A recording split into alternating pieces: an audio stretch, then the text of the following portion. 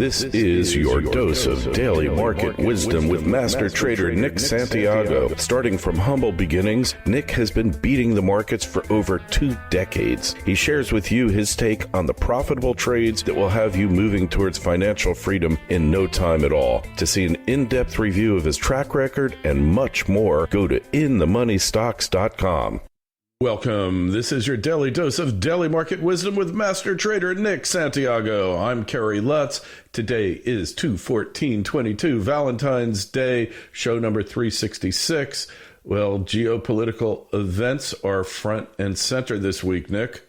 Yes, they are. And right now, everybody's talking about the Russia-Ukraine tension. Over the weekend, I guess on Friday afternoon, the U.S. government came out, said be prepared. All citizens have to leave Ukraine. Honestly, I have no idea how this will all play out, but it definitely is affecting markets. It's affecting oil prices and stock prices now. So everybody is kind of in the camp, when is Putin going to attack? I think Putin's playing it perfectly, if you ask me. He don't ever need to attack. He just needs to keep these guys doing what they're doing. He's an oil exporter, and oil prices are, above $90 a barrel. He's cleaning up. So I would never attack if I was him. I just do the same thing over and over. Yeah, well, if you think about it, the real power is in keeping everybody in suspense and basically controlling the narrative here, which he's clearly doing. So I'm skeptical that there's going to be a war there. Because like you said, is it really in his interest? Yeah, I don't think it's in his interest. If he wants Crimea, I think they'll just hand it over. I don't even see a bullet getting fired here. So I got to give it to the guy, though. He played it perfectly. He set up tanks in Belarus, and the oil price just keeps going up. Europe needs all of his energy. Anything he could provide, they need it. It's cold out there. And again, this is just strategically played. That's all I could say at this stage of the game. Yeah, well, I guess time will tell here. But my feeling is they're whipping up this war frenzy, but I just don't see it. They're moving pieces around the chessboard, but nothing appears to be happening. It's been going on for a month already, Nick. Yeah, and it went on years ago too. It wasn't all that long ago that I think. Prior to Trump, we had the same scenario. So, again, we'll just see how it plays out. If there is an actual takeover, we'll adjust from there. But I mean, right now, I would just stay there as long as you want. You're just pumping oil and making money, pumping gas and making money. I mean, that's really the bottom line. Yeah. Well, there's a lot of games that take place, and you got to keep the people whipped up in a frenzy and scared of everything, and then you can do whatever you want with them, as we've seen over the past couple of years. Moving on to the Fed, they've been talking a big game lately, 100 basis points increase very shortly. Seeing is believing, Nick. Yeah, I mean, every day they have, Fed governors on. Today we had another Fed governor on, this guy Bullard. And he was out saying they should front load and raise rates aggressively in this year. And, another Fed head was on earlier yesterday over the weekend saying how the Fed needs to be more hawkish. So, again, they're really signaling to the market that they are actually going to raise rates. That's going to happen. They're going to cut their QE program. Now everybody's going to wonder how quickly they're going to spin off their balance sheet. So that's the new wall of worry here today. Is the Fed going to unwind their balance sheet and start to sell assets? Again, their balance sheet is about $8 trillion or maybe a little bit more. So it is enormous. But we'll have to wait and see. Right now, I'm never good at figuring all of this stuff out as far as what the Fed is going to do or what's going to happen geopolitically. That's why I have to use charts. I would be lost without them. Hey, what did we say when we first started doing this show, Nick? Watch the charts, not the news. That's right. And if you do that, you'll always be, one step ahead of the curve. And, these markets have been very, very volatile this week. And just so everybody knows, when you get markets like this and then you throw an options expiration in there, which is what we have coming up Friday, they could be all over the map. And I think everybody should be aware of that. This is the week of institutional game playing. I always coin the phrase, this is the real Shark Week. All right. Well, Shark Week coinciding with Valentine's Day could make for some interesting outcomes here for sure. It certainly can, and we're seeing a lot of chop even this morning here. So the market's right now under pressure, and again, we had a little bit of a diverging tape where technology was strong. Now that has rolled over too, so we're getting that whipsaw already. All right, so options X, you got to be wary of that. Know what's going on. Precious metals coming out of the boring world into front and center now.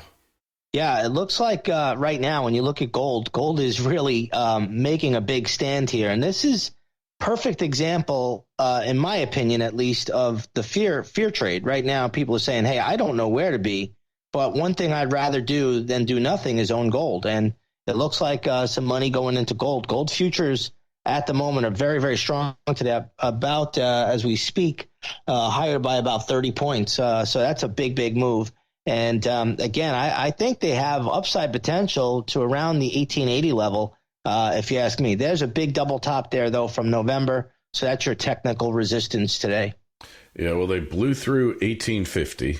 We saw that last week, and that was major resistance there. So based on what you're seeing, you think it can break 1880? I think we're going to stall there, but with geopolitical events going on, I never rule anything out. Once the fear trade kicks in, and it really, if there's something that takes place, I mean, the money's going to flood into precious metals. If there's nothing that takes place, then I think money will come out of precious metals there. But right now, that's the technical resistance. Right at 1880, that's a big double top from November, and again, the move has been, basically on fear. So, nobody could ever. I could never tell you how much fear is going to hit the marketplace. When it does, it can always cause a big move.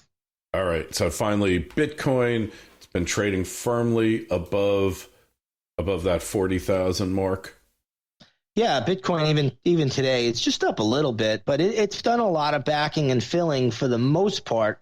But again, the big psychological level, I told everybody, and even on this program, was going to be around 35,000. Said that's where the bounce would come in. Bitcoin went up, I believe, as high on Bitcoin futures, at least, to 45,900. But the pattern is still pretty good here for Bitcoin. So I think that actually could still have a little bit more upside. I don't see it going much past 48,000, though. Well, one thing is that the other cryptos are not really confirming it. Ethereum is still under 3,000. It's down 36% over the past 90 days, and that's pretty substantial loss. I mean, it was up to 4,800 at one point, on its way apparently to 5,000, but something happened. And then it went down, was down to 2,400. Now it's at 2,900, but it's not really showing a lot of love here for the move in Bitcoin. No. In fact, Bitcoin is actually outperforming Ethereum today. Now, that's the one I track is Bitcoin more closely than I really just keep a little small tab on Ethereum. But I track Bitcoin because it trades in the futures. And I always like to see where the money is going with these institutions. But overall, Bitcoin's hanging in there. I think it could have a little bit more upside. As for Ethereum, I don't have a good read on that, to be honest. But, it is definitely underperforming Bitcoin at the moment. Yeah, so there's like a flight to safety, if you want to call it that, in cryptos, isn't there? There is. It looks like that because if you look at these other cryptos, Ripple and Litecoin, I mean, there's so many of them now. But they're definitely not. They're not keeping pace. The one reason I like to look at Bitcoin also is because I could look at what the commercial money is doing, and right now the commercial money, believe it or not, they're a little bit bearish Bitcoin. So I find it interesting to see how this is all shaking out. But it tells me, even if Bitcoin goes up, it won't be that big of a move. Like I said, I don't see it going much past 48,000. And if it does start to come down, that would be a real big negative for the other cryptos, which are lagging. Hey, the most popular Super Bowl commercial yesterday. You know what it was? Well, there were a lot of crypto commercials, but I don't know the most popular one, but there were a lot of cryptos. I'll tell you the most popular one was for Coinbase, where it had the floating QR code. And oh, yes. I didn't even see that it was Coinbase, but I held up my phone and then it said Coinbase on it. Yes, my son told me that. Yeah, my son told me that. And he said, Dad, they're doing a crypto commercial. I said, oh, expect a dozen. I had no idea how many there would be, but there were probably a dozen. Yeah, I mean, it was like, that was a cool commercial, a simple commercial. It was just a floating QR code.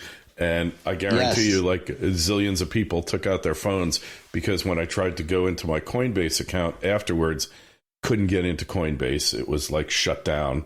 So amazing. Millions of people went into Coinbase.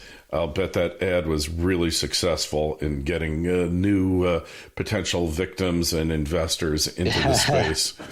I'm sure it was. But one thing I will say, when you have so many people out there or advertisers going publicizing their crypto currency trades or their exchanges, that is not a bullish indication.